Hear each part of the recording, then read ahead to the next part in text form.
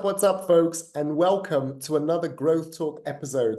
I'm Mike G, and I'm your guide and host, having conversations with builders, founders, and enterprises making waves and changes in the crypto blockchain space. We have a really exciting episode. This one, folks, we're going to be talking about funding. We're going to be talking about what gets funded in terms of projects. We've got one of the biggest ecosystems, one of the biggest protocols in the space doing this in the Web3 space. So without further ado, I'd like to welcome Matt Carano, Head of Ecosystems at Thrive Protocol, to the show. Matt, great to have you with us. So good to be here, Mike. Thank you so much for having me. Yeah, looking forward to this chat. I love your energy right away. So yeah, I think it'll be a fun show we'll do. Man, I'm really excited, right? I think, so much about building in the space involves not just finding the right money, but also unlocking the right ecosystem, the right partnerships, the right growth partners, the right growth model. And obviously what you guys are doing at Thrive falls right into that narrative. And so listen, without further ado, tell the folks who you are, what you guys are building in this space, and yeah, just a little intro so that people know who you guys are. Sure. Yeah, my name is Matt Carano, as Mike said earlier, and I am head of ecosystem for Thrive Protocol. I've been in crypto for a long time. I first encountered the Bitcoin white paper very early on, in like it was whatever, 2009, but 2013, still pretty early on, because where I'm from in New Hampshire was a hotbed for crypto activity. And it took me, I'm a little slow. So it took me a few times of like, I don't know, reading it and kind of thinking about it and talking to a bunch of friends before I understood what it meant. But then after seeing the implications of what Bitcoin was, I was like, I got to get involved in this. And so, yeah, very early on, I worked for one of the first Bitcoin ATM companies, and then later on found Ethereum and just, the whole smart contract with blockchain element, which allows us to do things like decentralized marketplaces and basically replace the biggest monoliths on the planet, whether those are huge corporate monoliths or government monoliths on the planet, with something that is decentralized, is permissionless, is opt-in, really spoke to me. And so I was part of, I think, the 9th ever ICO, which is crazy. Wow. Yeah, and then later on, I did all the content for Gitcoin's token and DAO launch. Yeah, I've just been a part of a number of really great teams. And then what happened was I took a little bit of a break between after my last job, and met Daniel Jacobs, who is the CEO of Thrive Protocol. Amazing guy, and completely bought into his mission, and which is why I started working for Thrive. And so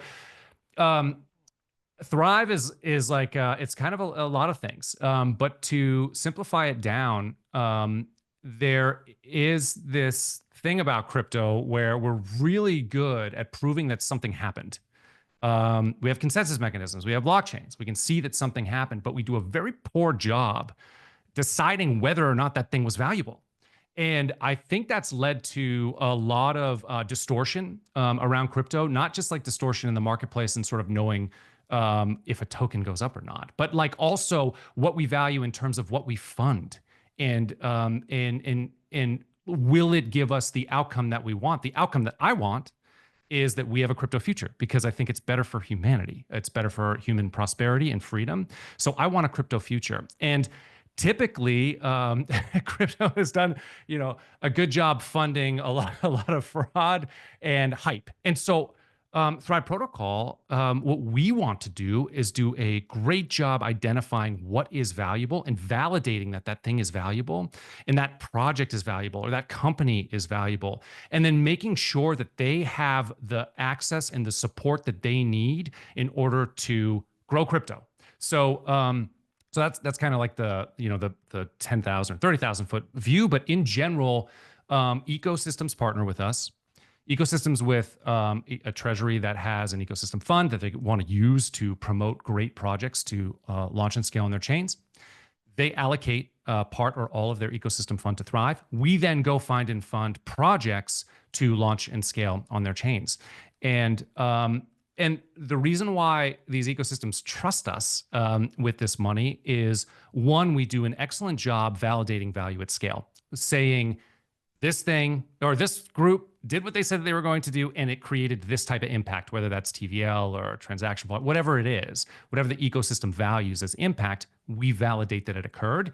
And then we also really streamline the process for great projects to have access to these foundation funds. The grants process has been typically really slow for projects, and it can take months and months and months to go through. It's hard. It's hard to make that process efficient, but we use technology to do that so that we can onboard and fund projects in as little as 3 weeks. Typical is 3 weeks, not even as little as 7 days, but typically it's like 3 weeks, which just blows away anything else out there in terms of timing. So yeah, that's me, and that's Thrive philosophically, and also Thrive in a nutshell, what we do. I love that, Matt. I love that. I love the points that you were mentioning about, when you look at the grant funding, streamlining it, because I 100% agree with you on that, like seeing the work we do at the Web3 Growth Hub. But Yeah. also, I kind of wanted to ask you, you were talking about 2 points. So looking at projects that are valuable, right? And I think your second point was giving them the right support and team almost to be successful. Talking a little bit on the first point, every project that thinks they're valuable, right? Every Totally. founder thinks they're valuable, right? What differentiates the ones that actually are valuable to the ones that, are not necessarily quite there yet? I mean, this has a lot to do with the communities that we partner with, and they're all so different. Like if you look at Ape Chain's been a long-term partner of Thrive. We've done a number of like funding rounds with them versus like Hedera, both ecosystems who I love, but are like completely different and value different things. And so, it's up to the community itself. The reason why a community launches, an ecosystem launches, is because they share some set of values, whatever that is, or some outlook that they all rally behind. And that gets like pinned together by their token, right? I mean, we all we buy these tokens sometimes because we think numbers going to go up, but other times we own it because it's a philosophical reason to. We want to support that project, or we belong to that project. So, or that ecosystem. And it's up to those ecosystems to define them for themselves what they value, what things that they want. And whether that's like as simple or as superficial, I don't mean superficial in a bad way, but as superficial or as easy to think about as like vertical, or team size, or life cycle stage of a project. It's that, and it's a number of other things, but it's for the ecosystem to define what's valuable for them. And then we propose, we're going to go make sure that the teams that we find and that we fund will provide that value that you're looking for. So it's a case by case basis. It really is. And they're all different. Like some ecosystems want a lot of community engagement. They're like, hey, we want to make sure there's a ton of writers out there who are promoting the great apps that are already involved. And so we'd like to do, incentives campaigns to do that. Or it's, hey, we're building our ecosystem from scratch. Like Horizon's a great example of this. Horizon was Zencash back in the day in 2017. They relaunched as an EVM on EVM, I don't know, 2 months ago, and they're sort of rebuilding their entire ecosystem. And they have like this great history. I knew Zencash, like I staked Zen back in the day in 2017. So it thrills me that I get to kind of help launch, their new ecosystem as they've turned to an EVM. But they're looking for like all verticals, as long as there's a privacy component to what they're doing. So they're all different. And part of my role as head of ecosystem is to help define that with them. Like whenever we have a new partnership with a new ecosystem, we bring them through this process of helping them define what that is, together with their partner stakeholders, and then launching programs to make sure that we are attracting the type of projects who will, satisfy that value requirement. It's so interesting. It's so interesting because essentially what you're talking about is like it's almost like matchmaking, right? It's like there's a requirements, like you're saying, the different ecosystems have different requirements, and the projects almost have to understand those narratives and find the link there, right? That's right. Tell us a Yep. little bit about, like, I guess probably what the builders and founders tuning in on this, this episode, the question on everybody's mind is, well, what has been sort of narrative has been getting funded in 2025, but more importantly, looking into 2026, what do you see as trends that, actually the ecosystems are looking at? RWA is a big one, stable coins is big ones, but what are you guys seeing in terms of the landscape? Yeah, great question.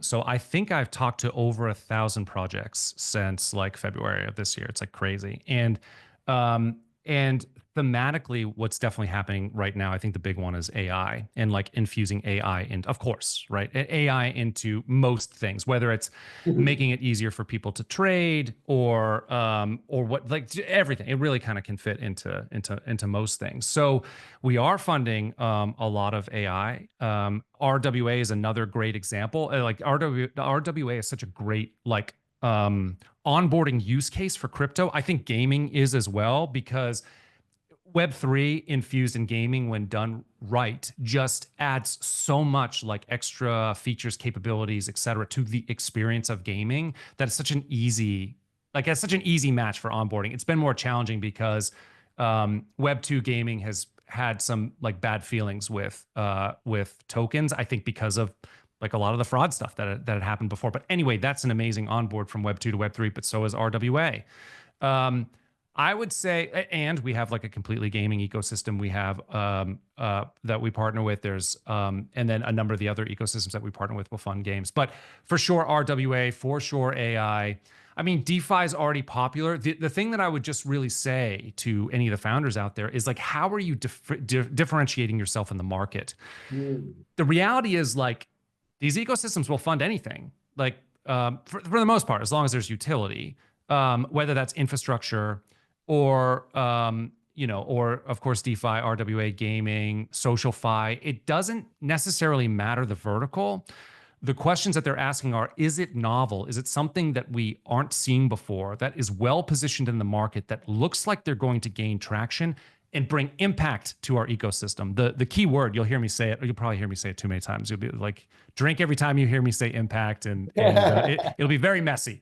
But that's really what it is. It's like these ecosystems are trading. They're saying we want to give grants aren't just because they feel bad like for the poor founder. No, it's because they're expecting something in return. They want you to come in. They want to support you in growing your app so that you grow their community, you increase their GDP. That's what they want. So, if you're applying through funding through Thrive, and I think you should go to app.thrive.xyz, take a look at our open programs, apply. It's permissionless, it's open. But think about that when you're positioning yourself in these applications, or if you have a pitch deck, you're doing a pitch for someone or for a group for investment or something. Make sure you are really clear about your defining, market use cases, where you fit in, and differentiate yourself so that people can see the difference. I love that. I love that, Matt, right? Because, you obviously having spoken to so many projects this year, I think you mentioned 1,000, right? You've probably seen so many different stories from people that don't have market fit to people that are trying to find it, to maybe some that have market fit, some that are maybe pivoting, right? Like, can you give any, I guess, tips and advice or maybe strategies that you've seen projects? Because that's a big one, right? When projects and builders are building, right? Trying to Yeah. find that product market fit, trying to find the ecosystem, trying to find that. So can you give any tips and strategies on that in terms of how to identify that and maybe some things you've seen other projects do that helps them? Yeah, it's a great question and a really hard one, right? Because it's so hard to be an entrepreneur. Like I know this. It's very hard. It's very lonely to take an idea that you're super passionate about, get it to market, and get it to work. And the reality is, particularly in Web3, success is very difficult. There's only something like check it out. Go to DeFi Llama. Check this out. Like do a search for revenue positive projects in crypto, and you will see something. It floored me. It's like hundreds. That's it. There's hundreds of revenue positive projects in crypto, and what projects typically like the kind of the route is like, let's get to a launch, let's get to a token launch, and that's what brings them sort of liquidity and money in. But I think that the opposite approach is better, is figure out what the product market fit is, figure out how to be revenue positive, generate revenue for your business, and then think about the token stuff. Gone are the days, are like grants is like such a it's such a changing landscape. Because I told you I worked for Gitcoin. I did like the token and DAO launch, and Gitcoin had a really great mission, but is virtually not like it's not doing what they were doing anymore. Like the grant space is most of our competitors are gone. Some of them we've purchased. It's there are very few because like the stigma around what has been funded in the past is so great that a lot of ecosystems are kind of shying away from it or looking for a different model. And we have some ideas about that. Um, but so you can't just be another DeFi app that's just like, oh, we're just gonna launch DeFi and we're gonna compete with all the other huge DeFi apps out there. It doesn't work. It doesn't work in terms of funding. Like if you can show that you have been able to get traction, well, then an ecosystem might support you with further traction, further scale. But you really need to look at what is novel, what is new, what problem are you solving? Huge problem. How do we get onboard more people from Web 2 to Web 3? That is a huge problem. That is a fundamental issue for all of crypto. And it's not just about UX. It's about how do we attract, like how can we make it easy for people to use this technology? But anyway, you got to solve something new. You just can't rely on the same old thing. I've just seen the same. It's rare now that I see a project that I'm like, I've never heard that before. And I got to tell you, whenever I see that, I'm excited. It's like I'm a musician, right? So if I hear the same song over and over and over, like most songs are very similar, there's only 12 notes. But if I hear a new song, something that someone has done that I've never heard before, well, it could be any part of it too. It gets you. You're like, oh, you get so excited. Same thing with projects. Those ecosystems feel the same way. If you do something different, and you can show them that you see them, they light up. They're like, oh shit, have never seen, sorry if I swear on your show, I've never seen anything like this before. And they're very excited. So that would be my long-winded answer to your, your simple question. Matt. It's almost like having that kind of, like you were saying about the music, having that first song moment, right? Yeah. That they're listening to it, they're listening to that idea. I mean, listen, you guys are obviously doing a phenomenal job at Thrive, working with different projects, connecting them to funding, connecting them through the grant process. What is, and you've touched on this a little bit, but just to give you the opportunity to expand on that a little bit, what is the vision in terms of what you guys are building at Thrive? Where do you see yourself like in the future making an impact in the space? Well, funding is going to always need to happen, whether that is in the form of a grant, like milestone-based grants, which is typically what we do, or if it's investments. And Thrive is really well positioned to do like kind of whatever. And part of that is because we have made it a very big priority to put like DevRel, like to be very DevRel forward, to go out and meet as many projects as we can. And so we'll always be able to have that flow of projects come through, and we've already kind of earned the trust of our partner ecosystems. I mean, we're always, keep earning. I don't want to be like too conceited about that, but like we're always earning the trust of our partner ecosystems, that I think they'll come to us to serve at least that need. But then beyond that, if you strip everything away from Thrive, we are a validation layer, a value validation layer for all of crypto, and maybe even all of the world.